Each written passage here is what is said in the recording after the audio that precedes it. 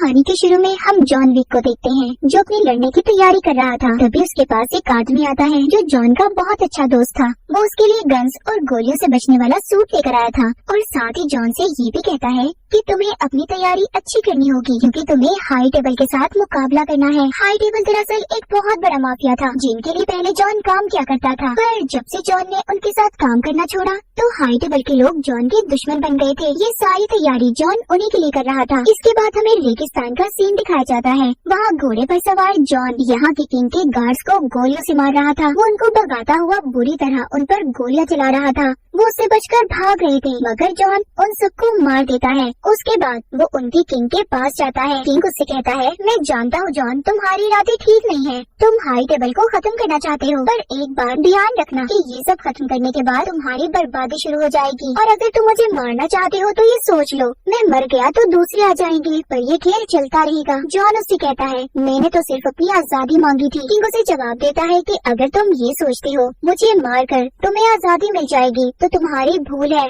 तुम्हें सिर्फ मौत मिलेगी। मगर जॉन उस किंग की एक बात नहीं सुनता और उसके सर पर गोली मारकर उसे मार देता है। इसके बाद सीन शिफ्ट होता है न्यूयॉर्क में, जहाँ पर हम एक होटल को देखते हैं। वहाँ होटल के मैनेजर के पास एक आदमी आता है जिसकी एक उंगली कटी हुई थी। वो आदमी हाई टेबल से खास मैसेज लेकर आया था। अब मैनेजर उसे अपने मालिक के पास लेकर जाता है जिसका नाम विंस्टन था। वो आदमी विंस्टन के सामने एक रेत की घड़ी रखता है और कहता है कि हमारे किंग के मरने के बाद सब कुछ हमारे बॉस मार्कस का है। वो जल्द ही तुमसे मिलना चाहते हैं। अब विंस्टन अपने मैनेजर को लेकर मार्कस से मिलने एक बहुत बड़ी बिल्डिंग में जाता है। यहाँ पर मार्कस ने विंस्टन को इसलिए बुलाया था क्योंकि बहुत वक्त पहले उसने जॉन को उसे मारने का कहा था। वो विंस्टन से पूछता है, मैंने तो तुम्हें जॉन को मारने का कहा था, तो वो अभी तक जिंदा कैसे है? विंस्टन कहता है, पता नहीं, पर मैंने तो उसे मार दिया था। मार्कस कहता है, हाँ, वो अभी तक जिंदा है क्योंकि उसने हमारे किंग को मार दिया है और वो और भी हमारे हाई टेबल के लोगों के पीछे है। तुमने विंस्टन हमारे साथ धोखा किया है और इसकी सजा तुम्हें जरूर मिलेगी। इतना कहकर उस घड़ी में जैसे ही वक्त पूरा होता है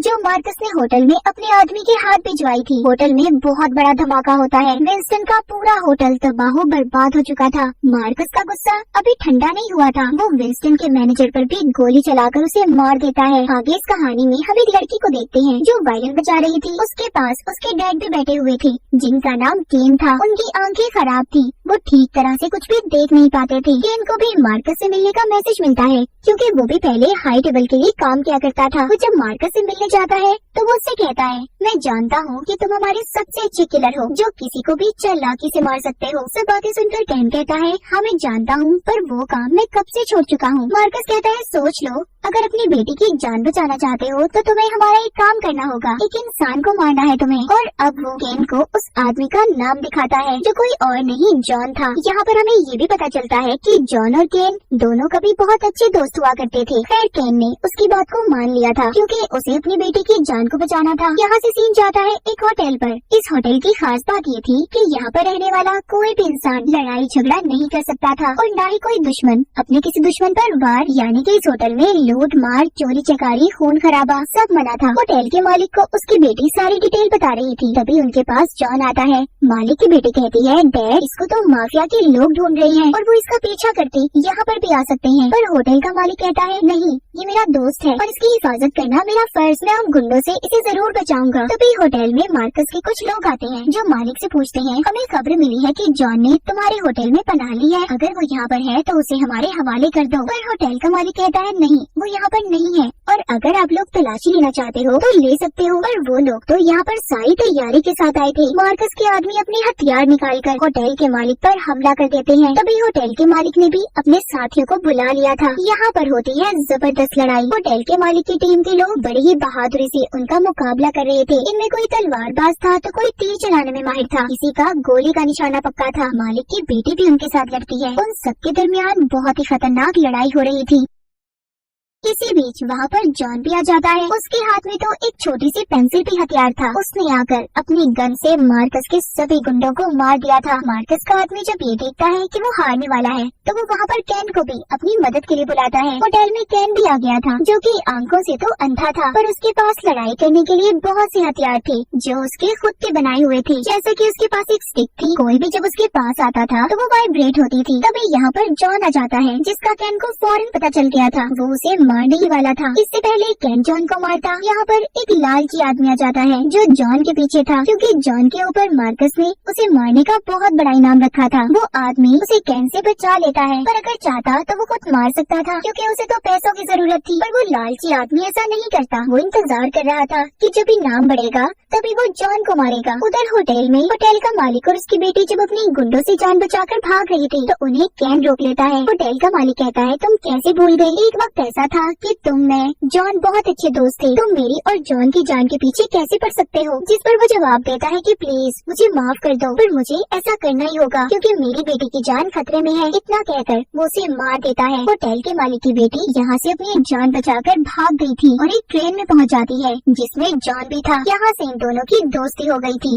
दोबारा से हम विंस्टन को देखते हैं जो अपने खंडर बने होटल को देख रहा था जिसको मार्कस ने बॉम्ब से उड़ा दिया था। वहाँ पर जॉन का दोस्त भी आ जाता है जिसको हमने कहानी के शुरू में देखा था, जो उसे लड़ाई की तैयारी करवा रहा था। इन दोनों का मार्कस ने सब कुछ खत्म कर दिया था, तो इसीलिए ये दोनों भी अब एक साथ मिल गए थे, यानी कि ये भी अब मार्कस के दुश्मन थे। उधर दूसरी तरफ वही आदमी मार्कस से मिलने जाता है जो पैसों की लालच में जॉन को मारना चाहता था। उसके पास कैन भी बैठा था। यहाँ पर मार्कस का आदमी जब उसे बुलाने आता है तो कैन उस आदमी से कहता है, वो कहता है कि मार्कस से कोई भी डील करने से पहले अच्छी तरह सोच लेना। अब जब वो आदमी मार्कस से मिलने जाता है तो वो पूछता है कि तुम कौन हो? वो कहता है, कोई नहीं, बस बेनाम सा हूँ, बस जॉन के बारे में जानता हूँ। मुझे उसको मारने के लिए 25 मिलियन चाहिए। मैं तो ये भी जानता हूँ कि वो कहाँ पर है। मार्कस को उसके ऐसे जवाब पर गुस्सा आ गया था, इसीलिए वो उस आदमी के हाथ में चाकू मार देता है और उसे ये कहता है, अगर तुमने इस चाकू में से अपना हाथ निकाल लिया तो हमारी डील पक्की। वो लालची आदमी इस चांस को गंवाना नहीं चाहता था। इतना सुनकर वो आदमी चाकू को नहीं बल्कि अपने हाथ ही को चाकू से अलग कर लेता है। उसके हाथ से बहुत खून आ रहा था, पर यहाँ पर मार्कस के साथ उसकी डील पक्की हो जाती है। उधर विंस्टन अपने मैनेजर की कब्र के पास जाता है जिसको मार्कस ने मारा था।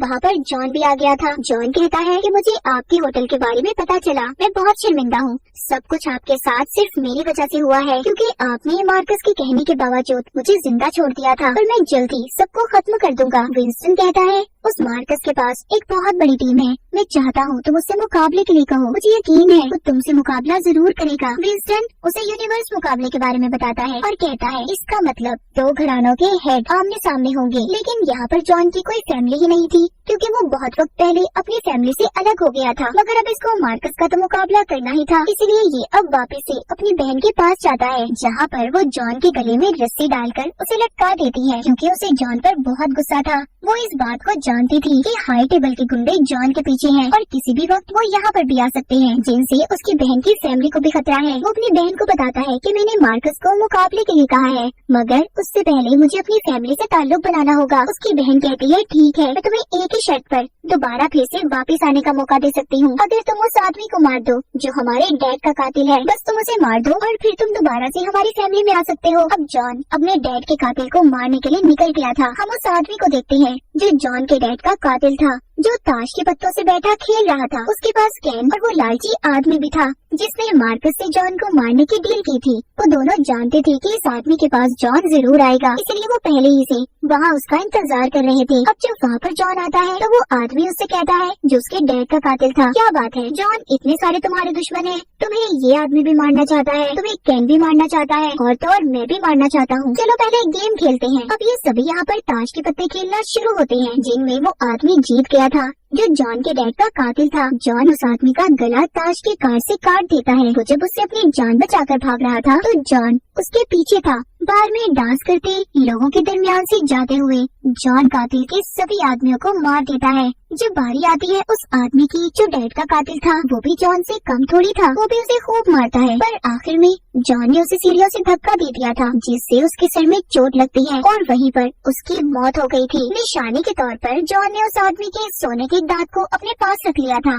ताकि अपनी बहन को दिखा सके कि उसने अपने डैड के कातिल को मार दिया है। ये सब देखने के बाद उसकी बहन ने भी उसे अपनी फैमिली में शामिल कर लिया था। उनकी रस्म थी बाजू पर ड्रैगन का निशान बनाने की, वो भी वो जॉन के बाजू पर लगवा देती है। उधर दूसरी तरफ विंस्टन अब मार्कस के पास जाता है और कहता है कि जॉन ने तुम्हें मुकाबले के लिए ललकारा है। ये सुनकर वो कहता है, इसके लिए तो फैमिली की जरूरत होती है और मैं जानता हूँ जॉन के पास कोई फैमिली नहीं है। विंस्टन कहता है, नहीं ऐसा नहीं है, उसकी फैमिली उसकी बहन है। मार्कस कहता है, ठीक है जॉन अगर मुझसे मुकाबला करना चाहता है तो मैं उससे जरूर लड़ूंगा, पर मेरी तरफ से मेरा कोई और आदमी होगा। वो दिन आ जाता है जिस दिन इनके मुकाबले का फैसला होना था। जॉन और मार्कस को एक बहुत बड़े टेबल पर बिठाया जाता है जहाँ पर उनके सामने ताश के पत्ते थे, पर वो गत्ते के नहीं बल्कि स्टील से बने हुए थे। यहाँ पर इन्होंने मुकाबले की शर्तों के बारे में फैसला करना था। जिसके पास बड़ा नंबर आएगा उसका पलड़ा भारी होगा। इस खेल में 3 शर्तें थी, लड़ने की जगह, हथियार और एक आदमी। इन्हें अगले दिन ही अपने मुकाबले को शुरू करना था। इस गेम का सबसे बड़ा असूल ये था कि अगर कोई टाइम पर न पहुंचा तो उस आदमी को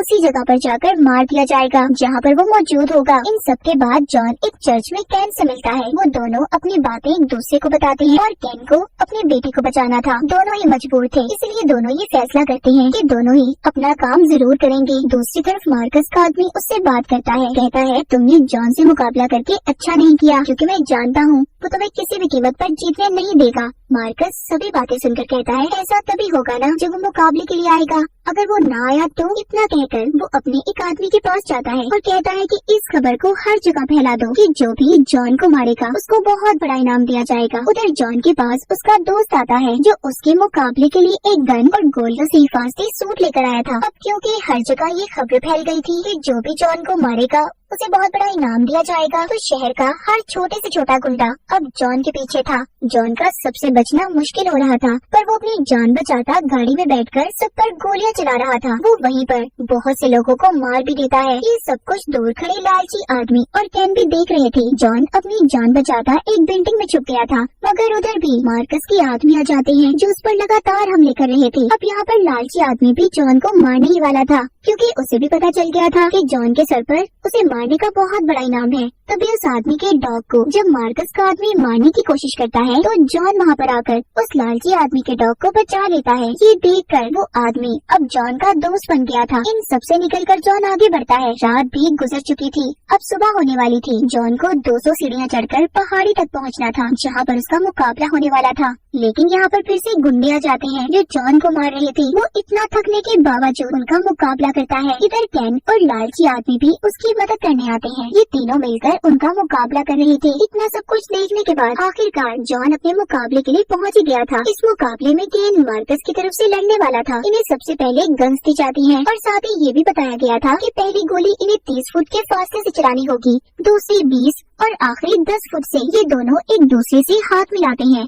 और मुकाबले के लिए तैयार हो गए थे। जैसे इन्हें कहा जाता है फायर, तो ये दोनों एक दूसरे पर गोलियां चला देते हैं, जो गोलियां जाकर दोनों के कंधों पर लगती हैं। और दूसरी बार 20 फुट से गोली चलाने पर वो गोली कैन की कमर पर लगती है और जॉन के दोबारा से कंधे पर। आखिरी गोली कैन ने जॉन के पेट में मार दी थी। इस तरह से कैन मुकाबला जीत गया था, यानी कि मार्कस ने इस मुकाबले को जीत लिया था। तभी वो खुद सामने आता है और कहता है जॉन को आखिरी गोली मैं मारूंगा, जो इसके सर में लगेगी, क्योंकि मैं अपने दुश्मन को जिंदा नहीं छोड़ता। तभी यहाँ पर विंस्टन कहता है शायद तुम गलत सोच रहे हो। जब कैन ने गोली चलाई थी तो जॉन ने नहीं, उसकी गन में अभी भी गोली है। इतनी बात सुनकर जॉन मार्कस के सर पर गोली चला देता है, जिससे उसकी मौत हो गई थी और मुकाबला आखिरकार जॉन ने जीत लिया था। वादे के मुताबिक जॉन को उसकी जिंदगी दे दी जाती है और हाई टेबल ये भी वादा करता है कि विंस्टन के होटल को वो अपने पैसों से दोबारा बनाएंगी और अब उनकी तरफ से कोई भी दोबारा जॉन को परेशान नहीं करेगा। इसी के साथ ही मुकाबला भी यहीं पर खत्म हो गया था। सीढ़ियों से नीचे उतरते हुए जॉन नीचे गिर जाता है क्योंकि वो बहुत जख्मी था। इस कहानी के आखिर में जॉन की कब्र उसकी बीवी के साथ दिखाई जाती है,